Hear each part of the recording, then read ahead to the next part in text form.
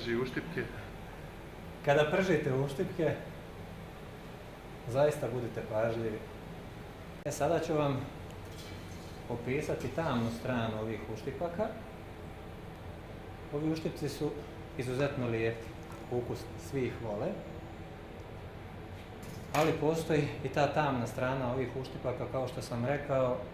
Zašto? Ukoliko je prostorija u kojoj radite izuzetno zagrijana, topla, ukoliko su uštipci brzo nadolazili, kvasac je aktivan, često se dešava da uštipci prilikom prženja počnu pucati.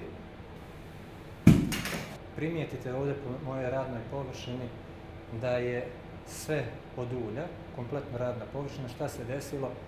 2-3 uštipka u toku prženja su eksplodirala. Zašto su eksplodirala?